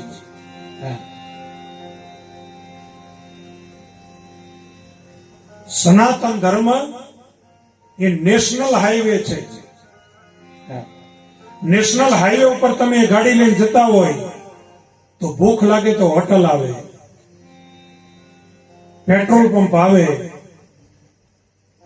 પંચર પડે તો નાયરની દુકાન આવે, ગાડી ખોટકાઈ જાય તો ગેરેજ આવે. નેશનલ હાઈવે ઉપર બધી સુવિધા મળે તમને. અને જો કઈ સિંગલ પટ્ટી ભરાઈ ગયા, કચ્છી સુવિધા આવે નહીં. આવશે તો ફસાયા હોય એવા જ આવશે, બીજા નહીં આવે. એક શેઠની મોટર ફસાઈ એટલે ખેતરમાંથી 4-5 જણા દોડતા આવ્યા, ધક્કો મારીને મોટર કાઢી. શેઠે 500 રૂપિયા આપ્યા, ધન્યવાદ, તમે મારી મોટર કાઢી દીધી. પછી શેઠે પૂછ્યું કે તમે ધંધો શું કરો? તાકે આ જ ધંધો. તમારી ગાડી નીકળી પછી 2 ડોલ ભરીને પાણી અમે રેડીશું, કિચડે અમે કરીશું, ફસાવીશું અમે અને પાછા કાઢીશું અમે. બીજો કોઈ ના આવે. બાકી સનાતન ધર્મ એક એવી પરંપરા છે આપણી કે કોઈ પણ સાધુ સંત આપણો માર્ગદર્શક બની શકે કે હજી તમે આગળ જાઓ, હજી તમે આગળ જાઓ. વૈદિક ધર્મ બતાવ્યો. ભગવાન ત્યાંથી ગિરિરાજ ચિત્રકૂટમાં નિવાસ કરે, ત્યાં 2 પર્ણકુટી બાંધી ભગવાન ત્યાં રોકાય છે ચિત્રકૂટમાં. આ બાજુ ગૃહ એ પાછો સંગવેરપુર આવે છે. સંગવેરપુર આવીને જોયું તો સુમંત બાબા હજી રથ લઈ અયોધ્યા ગયા નથી. ભલે બાબા હજી તમે ગયા નથી કે અયોધ્યા જઈને હું શું મુખ બતાવું. ઘોડાને અયોધ્યા તરફ પ્રસ્થાન કર્યું ત્યારે ઘોડા એમ કે છે કે અમારો માલિક તો ગંગા પાર કરીને સામે કિનારે ગયો, અમને આ બાજુ ક્યાં લઈ જાવ છો? અને હે સુમંત, હે ગૃહ, રામ ગયા પછી મને હવે આંખે દેખાતું નથી. 2 ભીલ લોકોને બોલાવ્યા, રથની લગામો પકડી અને અયોધ્યા સુધી આ રથને મૂકી આવો. રથને અયોધ્યામાં પ્રવેશ કર્યું. લોકો જ્યાં પડ્યા હતા, સુઈ ગયા હતા, બધા એકદમ જાગે છે. રથની પાછળ પાછળ જાય છે કે 3 માંથી કોઈ એક તો પાછું આવ્યું જશે. રાજભવને રથ આવીને ઉભો રહ્યો. બધા સેવકો દોડ્યા. સુમંત બાબા કહે છે કે મને મારા અન્નદાતા દશરથજી પાસે લઈ જાઓ, મને હવે કઈ દેખાતું નથી. મહારાજા દશરથજી પાસે લઈ જાય. દશરથજીને મૂર્છા આવે, મૂર્છા ઉતરે. સુમંત આવ્યા આટલું સાંભળતાની સાથે મૂર્છા ઉતરી મહારાજા દશરથજી સુમંતને પૂછે, સુમંત ક્યાં ગયા મારા રામ? મારો લક્ષ્મણ ક્યાં છે? મારી વૈદેહી ક્યાં છે? સુમંત થાકે એટલે સ્નાન કરવા ગયા છે. સુમંતે કહ્યું, બાપજી હવે 14 વર્ષ વિયોગ સહન કરવો જ રહ્યો. તમસા નદીના કિનારે અયોધ્યાના સમાજને સૂતો મૂકી અમે રાત્રે નીકળી ગયા. સવાર પડ્યું, સંગવેરપુર પહોંચ્યા. સંગવેરપુરનું મુખી ગૃહ એને ભગવાને મિત્ર બનાવ્યો. ત્યાંથી અમે ગંગા પાર કરી એક કેવળ નૌકામાં બેસાડીને લઈ ગયો. પછી પ્રભુ શું થયું મને કાંઈ ખબર નથી. સુમંતનો હાથ પકડી મહારાજા દશરથજી એટલું બોલ્યા, સુમંત આનો અર્થ એ થાય કે 14 વર્ષ પહેલા રામ નહીં આવે કે નહીં માલિક નહીં આવે. ત્યારે સુમંતનો હાથ પકડી મહારાજા દશરથજીએ કહ્યું, સુમંત ગુરુદેવ તો રોજ સત્સંગમાં કહેતા કે કર્મ કરે એ જ ભોગવે, પણ આજ મને એમ લાગે છે કે કર્મની ગતિ અતિ વિચિત્ર છે. કઈ કઈને વરદાન આપ્યું મેં અને ભોગવવું પડ્યું મારા રામને, એટલે મને એમ લાગે છે કે કર્મની ગતિ અતિ વિચિત્ર છે. કહ્યું ને, કર્મન કી ગત નારી ઉદ્ધવજી, કર્મન કી ગત નારી.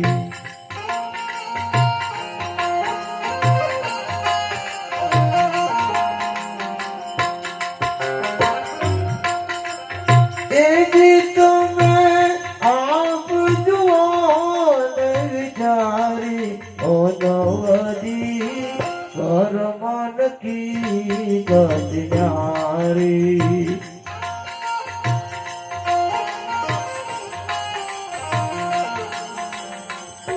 ગીતા જળના નાના સરોવર સાગર કી ગારી.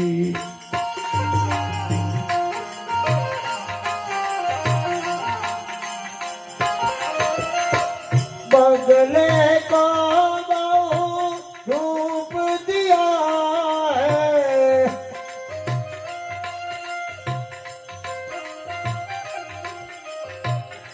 कोयल की निकाली उद्धवजी, कर्मन की कल्याण.